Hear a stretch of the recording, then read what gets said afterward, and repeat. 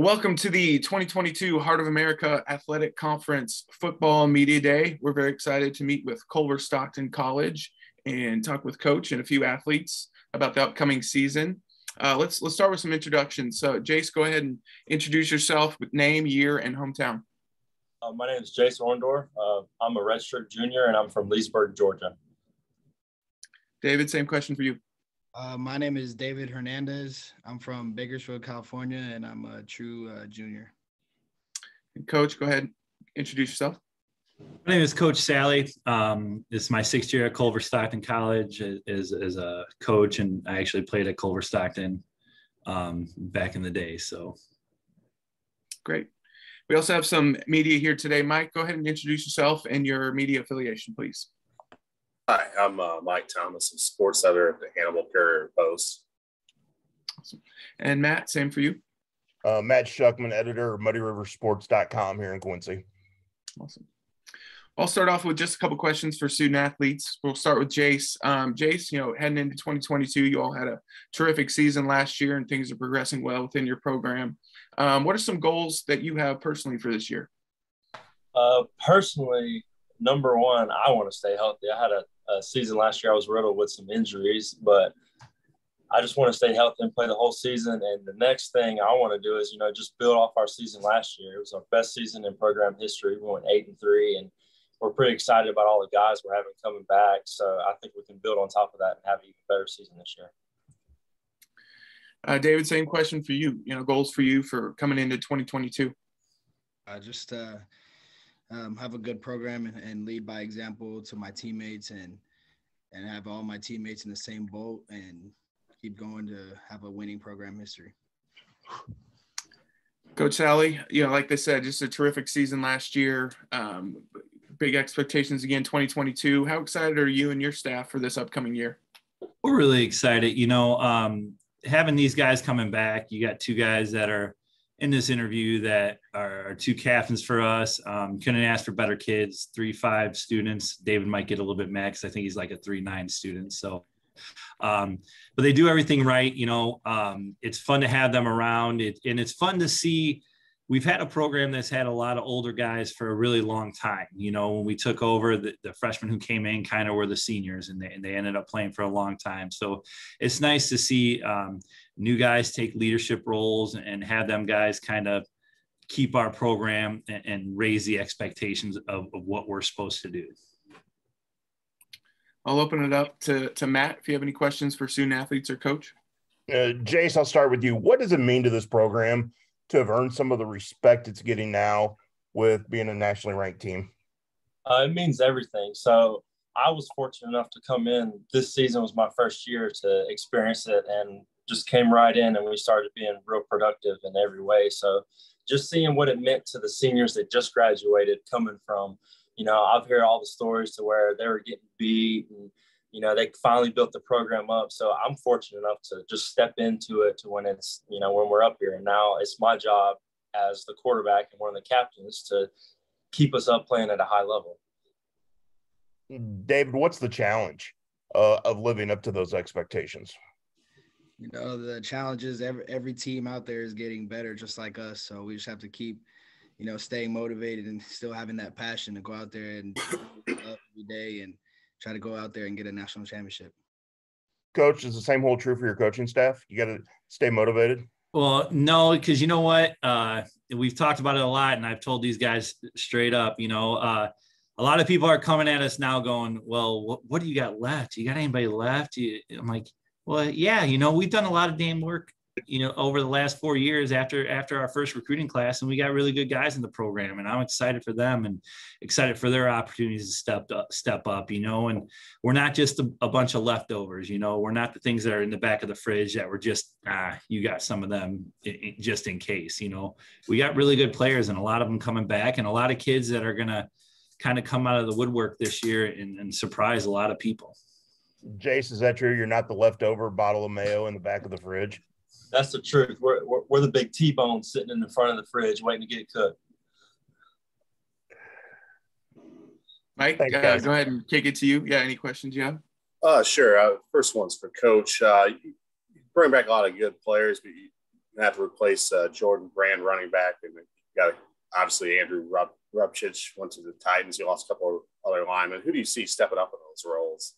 Well, we have a running back. Our running back room is going to be really productive. We got a kid, Tyler Danzy, who averaged a little over 6 yards a carry last year. Had a lot of big runs for us, and a kid that almost on every other team would probably be a starter, but he was behind a really, really good player. But has a ton of experience, and he's a big kid, 6'1", 220 pounds, and so he has a chance to be really productive. And then we got a couple transfers on the O-line and a bunch of freshmen that we're really excited about. So it's just we're going to have a lot of options. So it's just going to be who can figure it out the fastest and be ready to step up as soon as we can,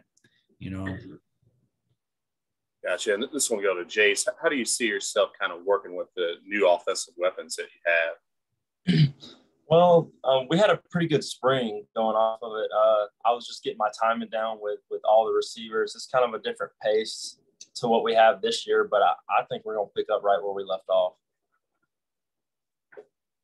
Gotcha. And go to David. Obviously, a very successful season for you last year.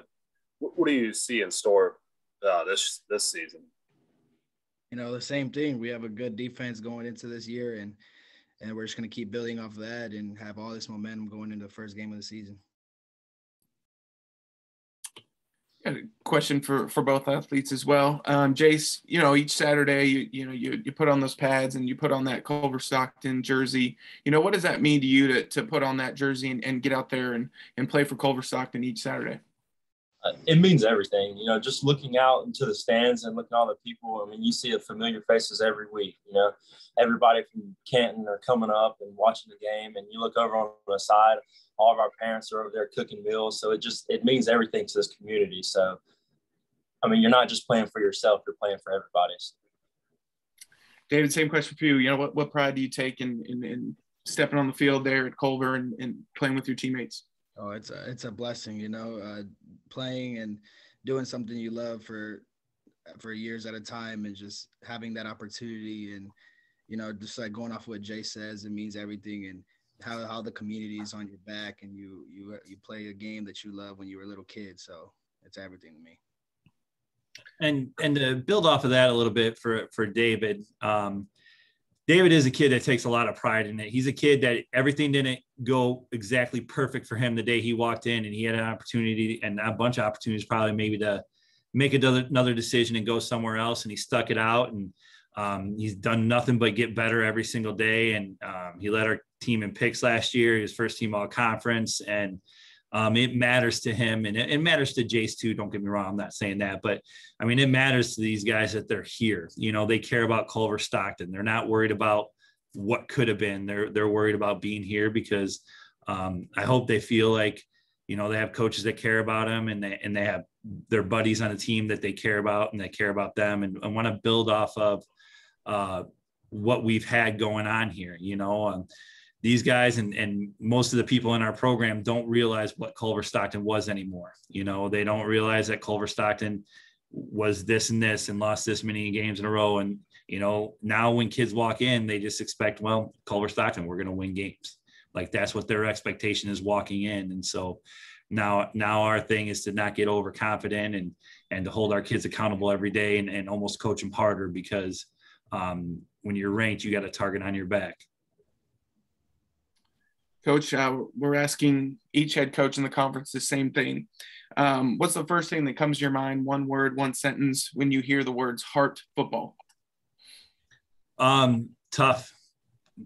We got a tough schedule. There's not a game on your schedule that you look at and you go, oh yeah, that's it. And even if there was one before, there's not one now because new coaches have come in and done great recruiting. So you have to be tough to be in the Hart. You have to deal with tough situations that go on throughout the year, and you're going to have a tough schedule week in and week out. And so being able to be tough and handle the adversity of the tough schedule is a big deal. And it'll be, two tough teams week one, right? You're taking on Baker. How excited are you, your staff, your athletes to have that opportunity week one? Well, it'd be fun. You know, Coach Thorne's you're a great guy. He's one of the guys I like the most in the conference. And so it's fun to go against somebody that you like and stuff like that first week. And it gives our guys a chance. You know, they're put a little bit on the national stage now with our ranking and being preseason ranked. And so now, again, you got to live up to what people think about you and maybe take that next step from being, they're a fringe guy to, hey, we're the ones in charge, you know? And so I'm really excited for those guys to have the opportunity of that. You know, last year we played them, we lost by 2 because there's some head coach that decided to go for 2 early in the game and he still thinks about it probably 3 times a week. But so at the end of the game, when we score a touchdown, we got to get a 2-point conversion instead of kicking a PAT to go into overtime. But so it'll be really exciting for us to walk into week 1 and have a whole bunch of hoopla kind of around our game. Matt, open it back up to you. Any questions? Any further questions? Guys, what's it like on a Saturday on the hill for you guys? I mean, to me, it's the best day of the week. It's the day that everyone looks forward to, you know.